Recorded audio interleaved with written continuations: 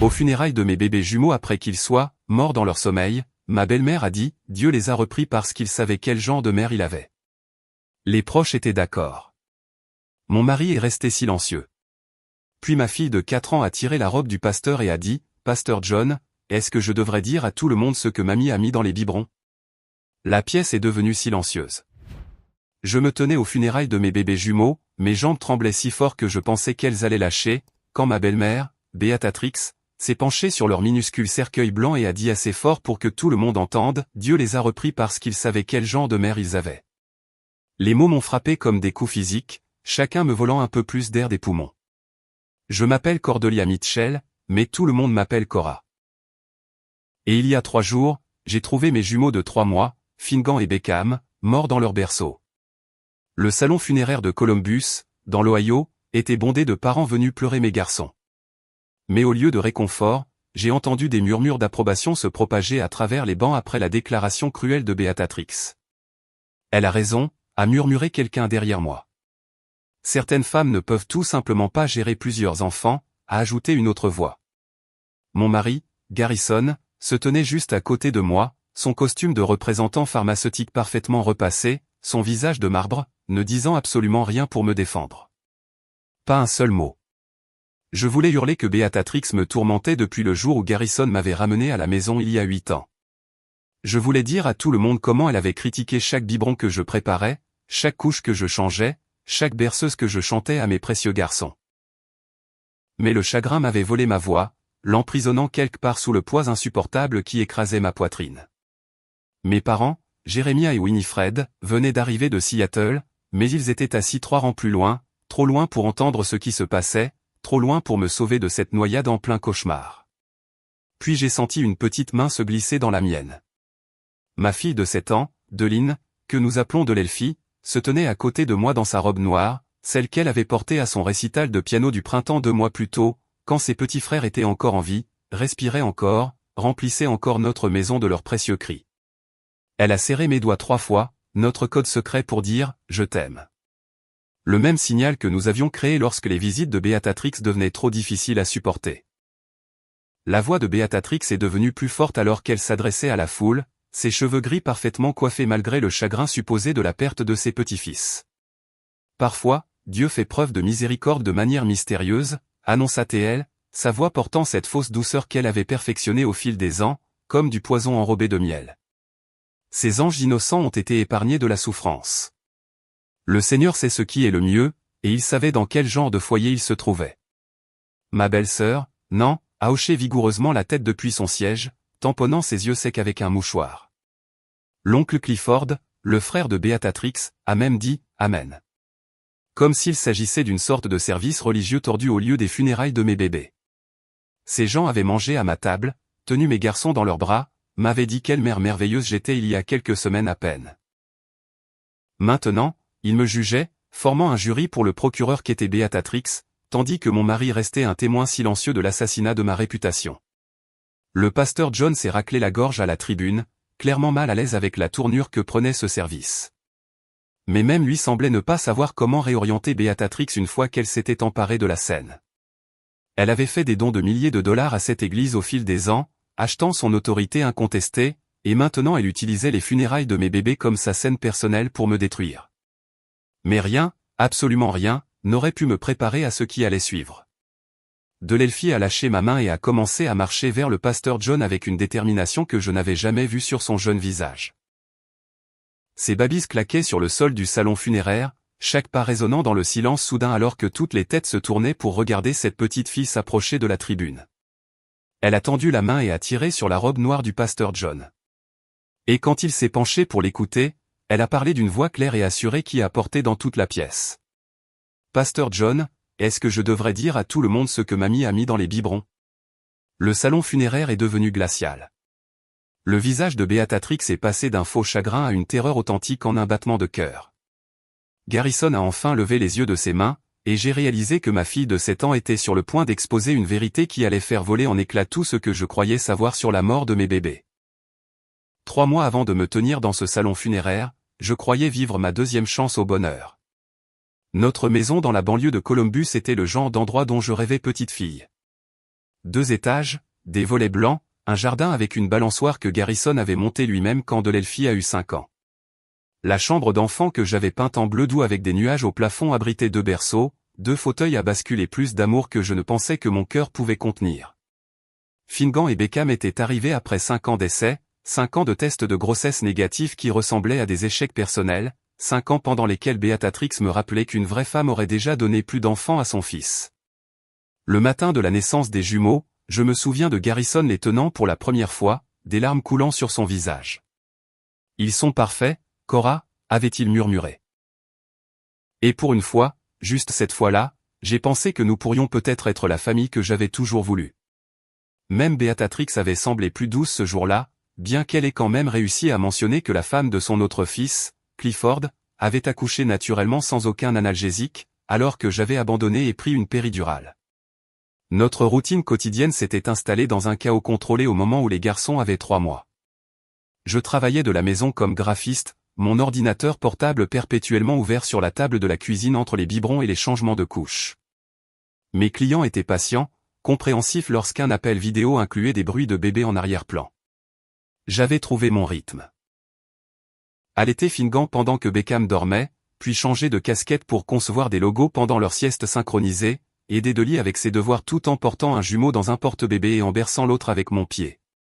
C'était épuisant, magnifique, tout ce que la maternité devrait être. Mais les mardis et jeudis étaient différents.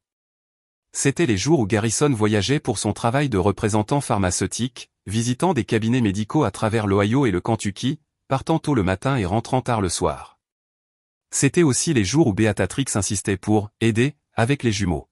« Tu ne peux absolument pas t'occuper de 3 enfants seuls », avait-elle annoncé quand les garçons n'avaient que 2 semaines, se tenant dans mon salon comme si elle en était propriétaire. J'ai élevé 3 garçons moi-même. Je sais ce que je fais.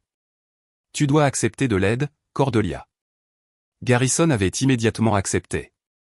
Maman a raison, chérie. Tu as l'air épuisé. Laisse-la t'aider quand je ne suis pas là. La première fois qu'elle est venue, je l'ai trouvée en train de réorganiser toute ma cuisine. Les biberons devraient être dans ce placard, le lait en poudre dans celui-ci. Tu avais tout mélangé. Quand j'ai essayé d'expliquer mon système, elle m'a lancé ce regard. Celui qui disait que j'étais trop jeune, trop stupide, trop incompétente pour savoir quoi que ce soit sur l'éducation des enfants. Je suis mère depuis plus longtemps que tu n'es en vie, ma chère, avait-elle dit. Et cela était censé mettre fin à toute discussion. Delelfi remarquait tout. Elle avait 7 ans, mais se comportait comme quelqu'un de beaucoup plus âgé, probablement parce qu'elle avait appris à lire l'attention dans notre maison comme d'autres enfants lisent des livres d'images. Elle avait commencé à trouver des excuses pour rester à la maison le mardi et le jeudi. De mystérieux maux de ventre qui disparaissaient dès que la Lexus de Beatrix quittait notre allée.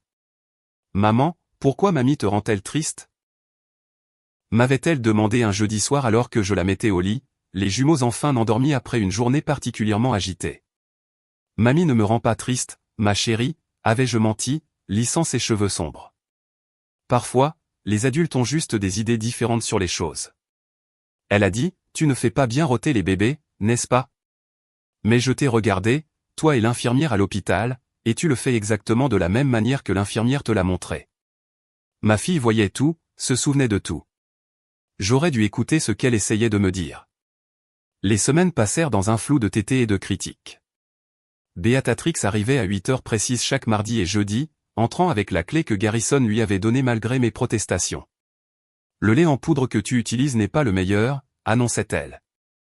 Ces bébés pleurent trop. Tu ne leur imposes pas un horaire correct. Pourquoi cette maison est-elle un tel désordre ? De mon temps, les mères ne se plaignaient pas d'être fatiguées. Elles planaient au-dessus de moi pendant que j'allaitais, faisant des commentaires sur le temps que cela prenait, suggérant que le lait en poudre serait plus efficace. Elles réorganisaient la commode des jumeaux, repliaient leur couverture, vérifiaient la température de leur biberon, même après que je les ai testés moi-même. Rien de ce que je faisais ne répondait à ces normes. Rien ne l'avait jamais fait. La nuit avant la mort de mes bébés, Garrison avait appelé de son hôtel dans le Kentucky. « Comment ça se passe avec l'aide de maman ?» avait-il demandé. « Pas, comment vas-tu, pas, comment vont les garçons ?»« Ta mère va bien » avais-je répondu. Parce que quoi d'autre pouvais-je dire ? Que sa mère érodait lentement ma confiance, ma santé mentale, mon sentiment d'être une mère? Il avait déjà choisi son camp il y a des années, et ce n'était pas le mien. Si seulement j'avais su que ce serait notre dernière conversation normale. Si seulement j'avais prêté attention à l'angoisse grandissante que je ressentais chaque fois que Béatrix franchissait ma porte. Si seulement j'avais écouté le silence vigilant et les yeux savants de ma fille. Le jeudi matin est arrivé avec un silence inhabituel. Mon horloge biologique, entraînée par 3 mois de pleurs de faim à 5 heures du matin, m'a réveillé à 4h47. Je suis resté allongé, attendant le gémissement affamé de Finnegan, ou le grognement distinctif de Beckham qui signifiait qu'il avait besoin d'une nouvelle couche. Rien. Le babyphone sur ma table de chevet montrait 2 formes immobiles dans leur berceau. Ils doivent faire leur première bonne nuit, ai-je pensé, enfilant ma robe de chambre pour aller les voir. La porte de la chambre des enfants était légèrement entr'ouverte, exactement comme je l'avais laissée. La lumière du matin filtrait à travers les rideaux à motifs de nuages que j'avais cousus pendant ma grossesse. Je me suis approché du berceau de Finnegan d'abord, et mon monde s'est arrêté. Sa petite poitrine ne bougeait pas. Ses lèvres parfaites étaient bleues. Je l'ai attrapé, son corps froid et raide contre ma poitrine, et j'ai hurlé. Le son qui est sorti de moi n'était pas humain. C'était le son d'une âme se déchirant en deux. Garrison a fait irruption dans la pièce, a jeté un coup d'œil et a couru vers le berceau de Beckham. Non, non, non, non, répétait-il, soulevant notre autre fils, essayant la RCR pour nourrisson pendant que j'appelais le 911, mes doigts peinant à composer les bons numéros. La voix calme de l'opératrice posait des questions que je ne pouvais pas traiter. Respirait-il? Quand les aviez-vous vus vivants pour la dernière fois? Quel âge ont les bébés? Les ambulanciers sont arrivés en 6 minutes qui ont semblé durer 6 ans. Ils ont travaillé sur mes garçons avec une efficacité professionnelle, mais j'ai vu le regard qu'ils ont échangé. Ce regard qui disait qu'ils effectuaient des procédures pour notre bien, pas parce qu'il y avait de l'espoir. Ils ont prononcé le décès des 2 garçons à 5h23. Syndrome de mort subite du nourrisson, ont-ils dit au début. 2 bébés en même temps, c'était rare mais pas impossible. Parfois avec des jumeaux, quand l'un arrête de respirer, l'autre suit. Béatrix est arrivée chez nous en moins d'1 heure, même si personne ne l'avait appelée. J'avais le pressentiment que quelque chose n'allait pas, a-t-elle annoncé, me bousculant pour atteindre Garrison, qui était assis à la table de la cuisine, fixant le vide. Elle a enlacé son fils pendant que je restais là comme une étrangère dans ma propre maison. Mon pauvre garçon, lui a-t-elle roucoulé. Mon pauvre, pauvre garçon. Pas, nos pauvres garçons, pas, mes pauvres petits-fils. Son pauvre garçon, au singulier, comme s'il était le seul à avoir perdu quelque chose. Les 3 jours suivants se sont fondus dans un brouillard d'arrangement que je n'étais pas autorisé à faire. Béatrix a tout pris en main, faisant venir sa sœur Nan et son frère Clifford en renfort.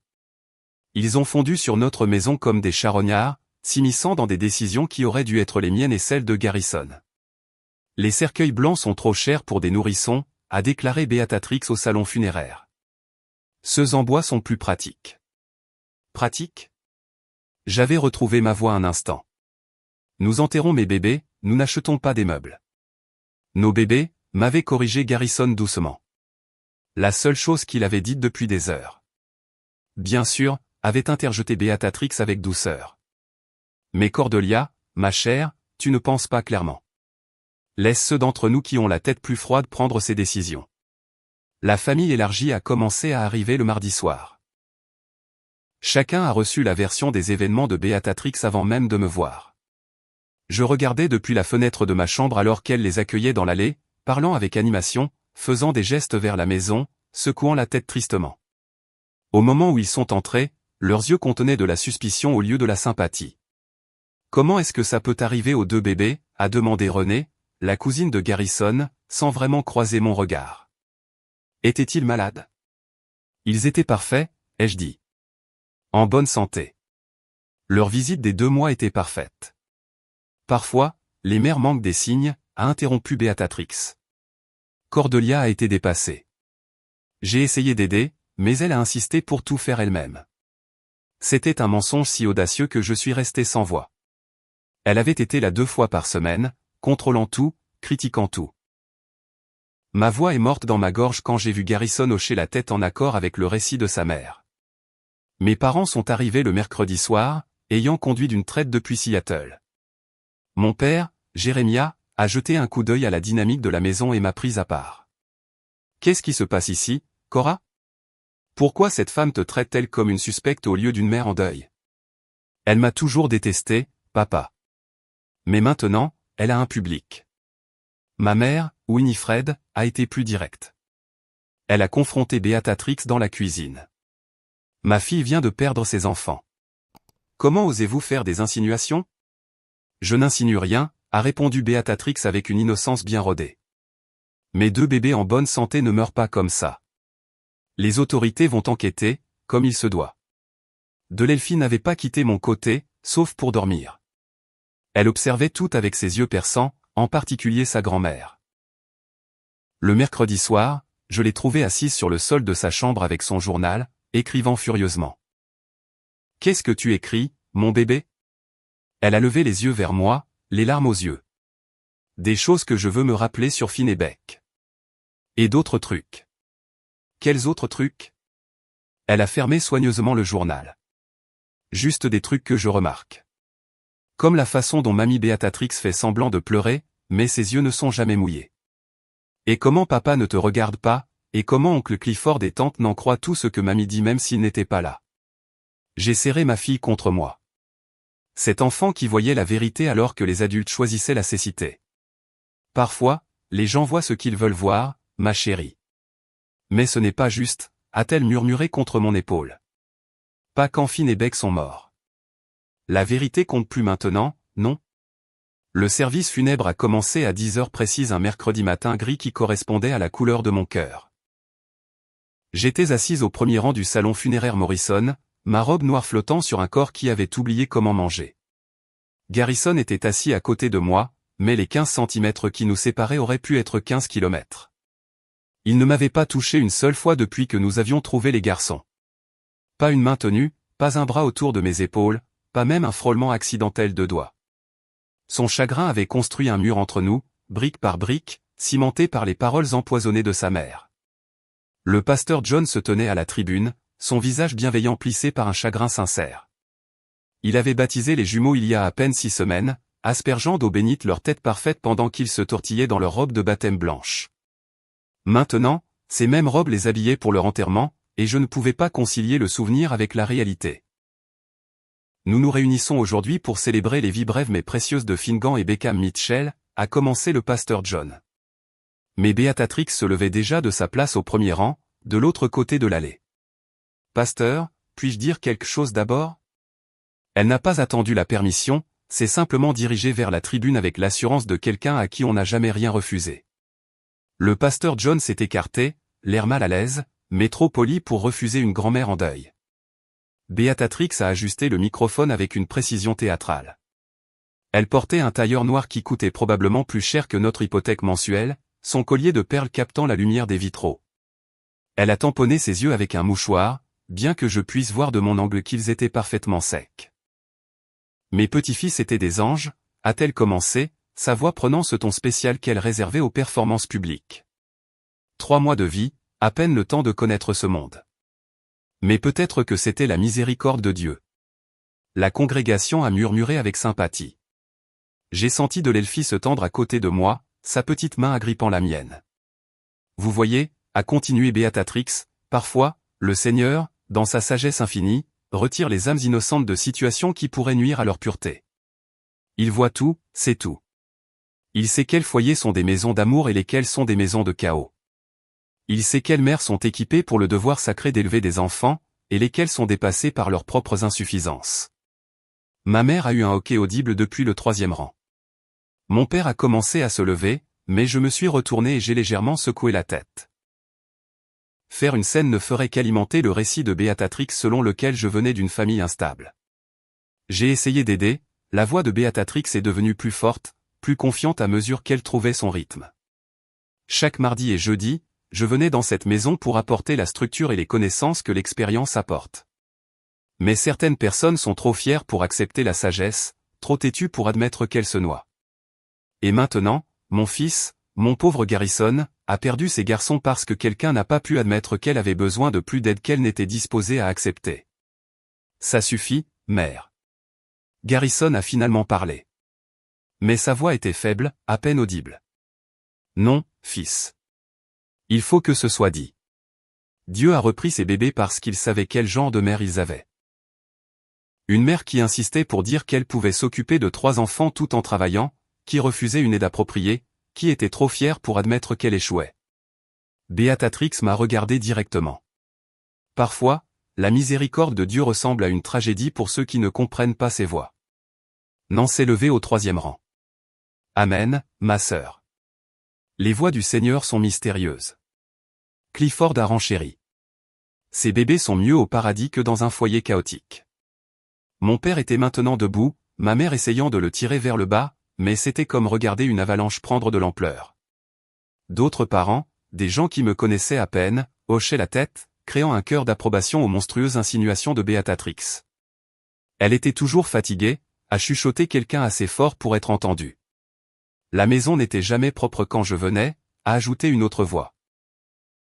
Dépression postpartum, probablement, a spéculé un autre. Chaque mot était un clou dans le cercueil de ma réputation, prononcé devant les vrais cercueils de mes bébés. Je voulais me lever, hurler que Béatrix me tourmentait depuis des années, qu'elle avait sapé chaque instant de ma maternité, qu'elle m'avait fait douter de chaque décision que j'avais jamais prise. Mais ma voix était piégée sous le poids écrasant du chagrin et de l'injustice. Le pasteur John s'est raclé la gorge, essayant de reprendre le contrôle de son service. Mais Béatrix n'avait pas fini. Je prie juste pour que si Dieu les bénit avec d'autres enfants, des leçons aient été apprises. Que l'orgueil ne l'emporte pas à nouveau sur le bon sens. Que mon fils n'ait pas à subir une autre perte parce que quelqu'un n'a pas pu admettre ses limites. C'est à ce moment-là que j'ai senti de l'Elfie s'éloigner de mon côté. Elle s'est levée avec la dignité de quelqu'un de bien plus âgé que 7 ans, redressant sa robe noire avec une précision soignée. Ses babys claquaient sur le sol du salon funéraire alors qu'elle marchait, non pas vers les toilettes, non pas vers la sortie, mais directement vers le pasteur John. Chaque tête s'est tournée pour regarder cette petite fille naviguer à travers la mer de fleurs entourant les 2 cercueils blancs. Elle a atteint la tribune où se tenait le pasteur John, a levé la main et a tiré fermement sur sa robe noire. La pièce entière est tombée dans le silence. Même Béatrix s'est arrêtée au milieu d'une phrase, quel que soit le venin supplémentaire qu'elle se préparait à livrer. Le pasteur John s'est agenouillé au niveau de l'Elfie, et à ce moment-là, la voix claire de ma fille a retenti dans le salon funéraire comme une cloche de vérité. Pasteur John, est-ce que je devrais dire à tout le monde ce que mamie a mis dans les biberons? Le salon funéraire s'est transformé en un tableau figé. Le visage de Béatrix s'est vidé de toute couleur, son maquillage soigneusement appliqué se détachant sur une peau devenue blanche comme du papier. Sa main a volé vers son collier de perles, le serrant si fort que j'ai cru que le fil pourrait se casser. Garrison a bondi de son siège à côté de moi, sa bouche s'ouvrant et se fermant comme un poisson cherchant de l'air. Chaque parent, chaque ami, chaque personne qui avait hoché la tête en accord avec l'assassinat de ma réputation, était assis dans un silence stupéfait. Le pasteur John est resté agenouillé à côté de Dolly, sa formation pastorale gardant sa voix douce malgré la bombe qui venait d'exploser. « Que veux-tu dire, ma chérie? Que as-tu vu » L'Elfie se tenait droite, le menton levé, parlant avec la clarté de quelqu'un qui gardait un terrible secret. Mardi dernier, j'avais soif après le petit déjeuner. Je suis allé chercher ma brique de jus dans la cuisine. Mamie était au comptoir avec les biberons de Finnegan et Beckham. Elle avait ouvert le sac de travail de papa, le noir qu'il prend pour ses voyages d'affaires. Elle écrasait des pilules de ses échantillons de médicaments et mélangeait la poudre dans leur lait. Espèce de sale petite menteuse, a hurlé Béatrix, s'avançant vers l'Elfie. Mais le pasteur John s'est levé, se plaçant entre ma fille et sa grand-mère. Laissez l'enfant parler, a-t-il dit fermement. L'Elfie a continué, imperturbable. Elle m'a vu regarder et a dit que le médicament les aiderait à mieux dormir. Elle a dit que les bonnes grand-mères s'assurent que les bébés ne pleurent pas trop, car les pleurs signifient que la mère ne fait pas bien son travail. Elle a dit que maman devait apprendre que les bébés doivent être silencieux. Garrison m'a bousculé, atteignant la tribune en 3 enjambées. Dolly, ma chérie, tu dois te tromper. Mamie ne ferait jamais de mal à tes frères. Je ne me trompe pas, papa. L'Elfie a fouillé dans son petit sac à main noire, celui que je l'avais laissé porter pour se sentir grande aux funérailles. Elle en a sorti mon vieil iPhone, celui que je lui avais donné pour jouer à des jeux éducatifs. J'ai pris des photos. L'écran du téléphone a illuminé son visage alors qu'elle faisait défiler les photos. Elle l'a tenue d'abord vers le pasteur John, puis l'a tournée vers la congrégation.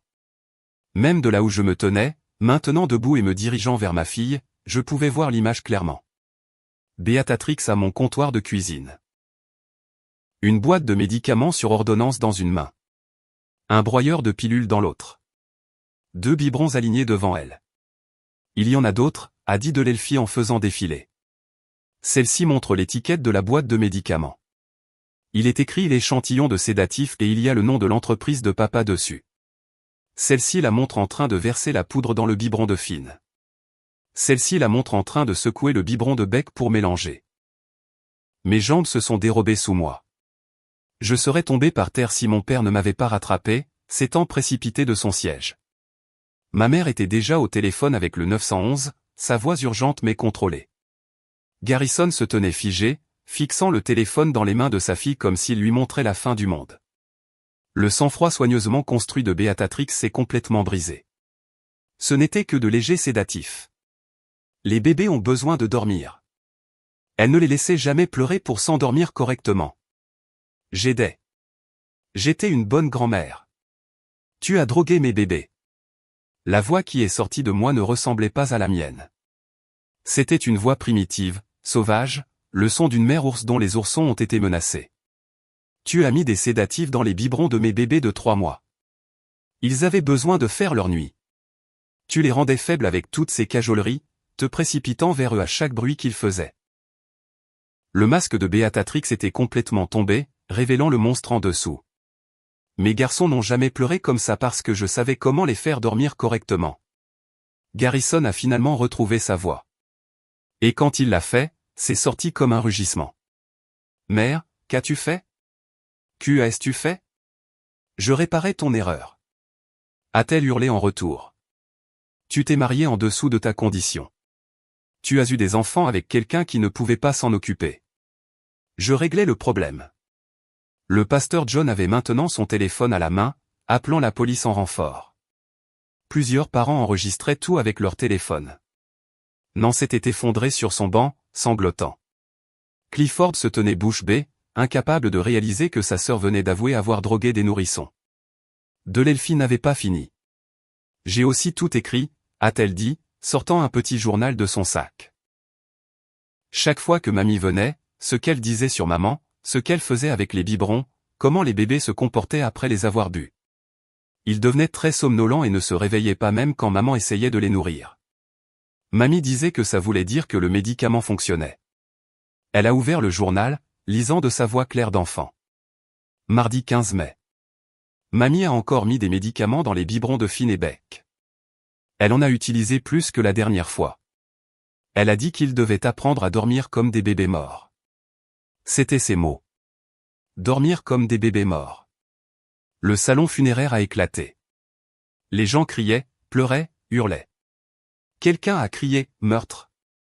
D'autres appelaient à la justice, mais je ne pouvais me concentrer que sur ma fille, cet enfant courageux et brillant qui avait documenté le mal alors que tous les adultes autour d'elle avaient été trop aveugles ou trop lâches pour le voir. Des sirènes hurlaient au loin, se rapprochant.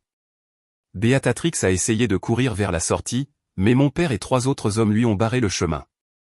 Elle s'est retournée sauvagement, cherchant une autre issue, mais il n'y avait nulle part où aller.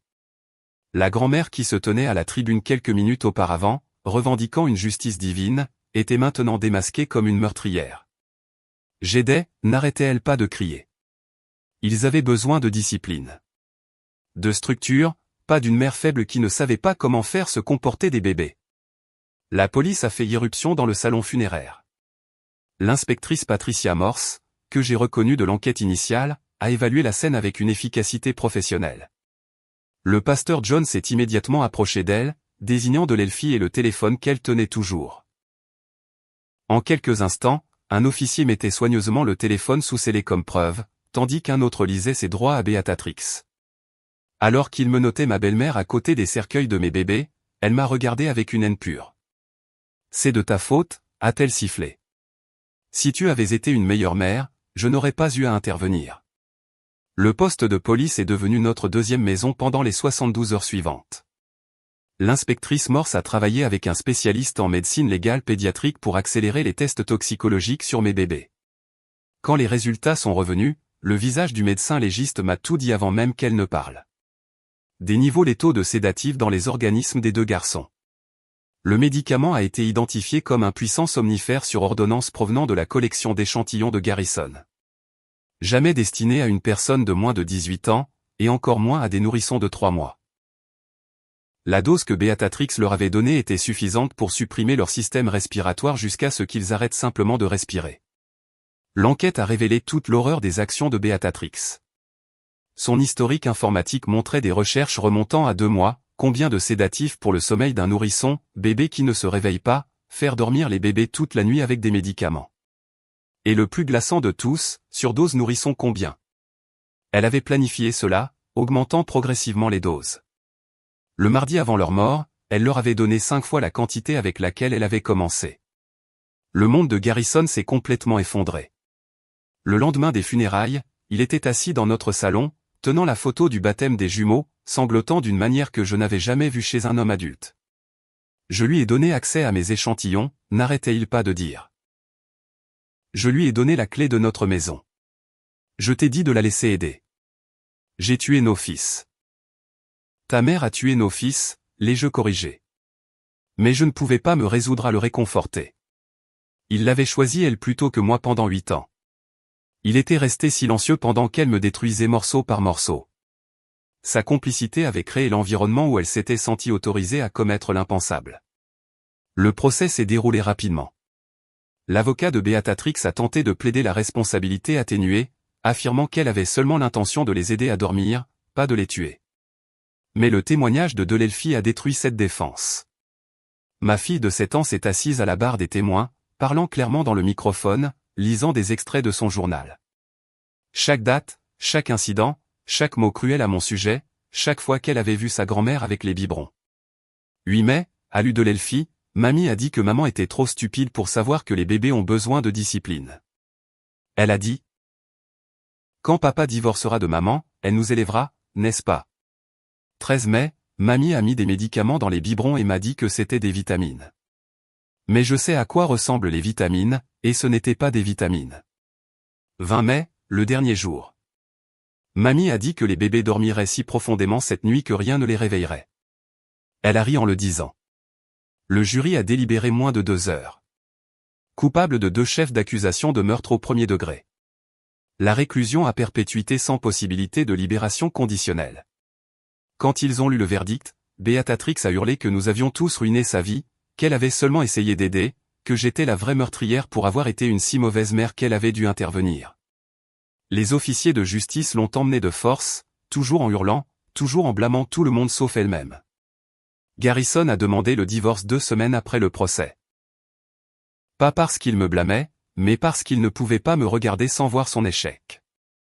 Chaque fois que je te vois, je me souviens que je suis resté silencieux pendant qu'elle te torturait. Je l'ai choisie elle plutôt que toi, plutôt que notre famille, plutôt que la sécurité de nos garçons. Je ne mérite pas le pardon. Il avait raison. Il ne le méritait pas.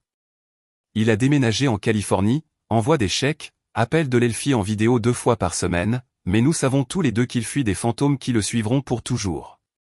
6 mois plus tard, Delelfi et moi nous tenions dans notre nouvel appartement à Seattle, à seulement 10 minutes de chez mes parents.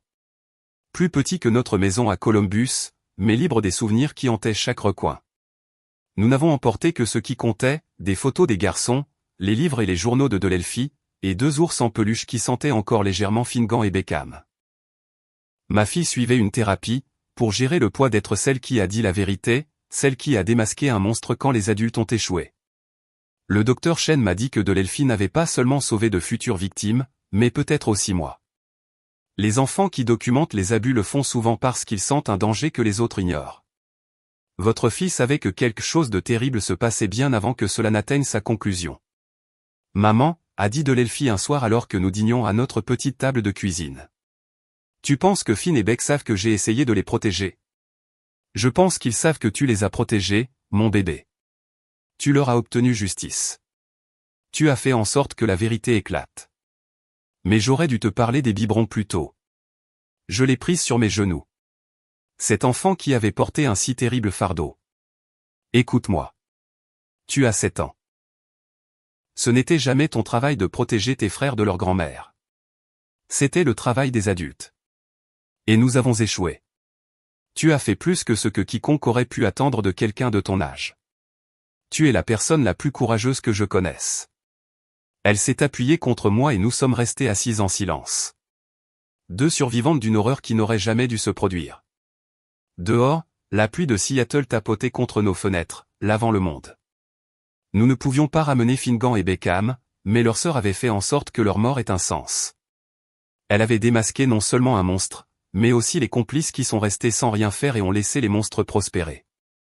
1 an plus tard, j'ai commencé à donner des conférences sur la violence familiale et le contrôle coercitif. Je dis aux parents d'écouter leurs enfants. Vraiment écouter, parce que les enfants voient ce que les adultes choisissent d'ignorer. Je leur parle des signaux d'alarme, des partenaires qui ne les défendent pas, des beaux-parents qui sapent leur autorité parentale, de quiconque suggère de droguer des enfants pour les rendre plus faciles.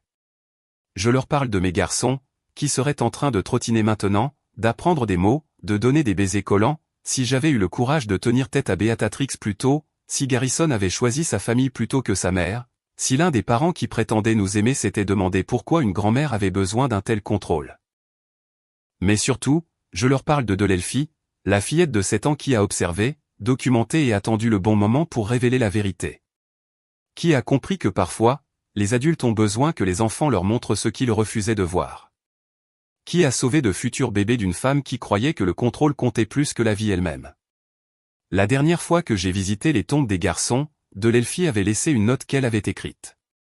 Cher Finn et Beck, je suis en CM1 maintenant. J'écris toujours tout. Des choses importantes que les gens devraient se rappeler, comme la façon dont vous souriez tous les deux dans votre sommeil et comment vous sentiez la poudre pour bébé et le lait. Mamie Beatrix ne peut plus faire de mal à personne. Je m'en suis assuré. Avec tout l'amour de votre grande sœur qui voit tout. C'est l'héritage que mes garçons ont laissé. Pas seulement en tant que victime, mais comme la raison pour laquelle la voix de leur sœur a finalement été entendue. Ils ne sont pas morts en vain. Ils sont morts parce que le mal portait le masque d'une grand-mère et que personne n'a pensé à regarder en dessous. Personne, sauf une fillette de 7 ans qui savait que parfois, les plus petites voix portent les plus grandes vérités. Si cette histoire résonne en vous, si vous avez déjà été réduit au silence par des dynamiques familiales ou ignoré lorsque vous avez essayé de parler, s'il vous plaît, partagez cette vidéo. Votre partage pourrait atteindre quelqu'un qui a besoin d'entendre que ses instincts sont valides, que la documentation est importante, que les enfants voient la vérité que les adultes nient. Commentez ci-dessous si vous avez vécu des expériences avec des membres de la famille qui ont permis des comportements toxiques ou si vous avez dû tenir tête à quelqu'un que tout le monde protégeait. Vos histoires comptent et elles méritent d'être entendues. Et si ce n'est pas déjà fait, veuillez vous abonner à cette chaîne. Nous partageons des histoires réelles qui exposent des vérités dérangeantes. Des histoires qui pourraient sauver des vies en montrant les signes avant-coureurs que d'autres ont manqués. Activez la cloche de notification pour ne pas manquer notre prochaine histoire, car chaque vue, chaque partage, chaque commentaire nous aide à atteindre les personnes qui ont besoin de savoir qu'elles ne sont pas seules à voir ce que les autres refusent de reconnaître. Merci d'avoir écouté l'histoire de Finn et Beck. Merci d'honorer leur mémoire. Et merci d'être le genre de personne qui ne restera pas silencieuse quand la vérité doit être dite.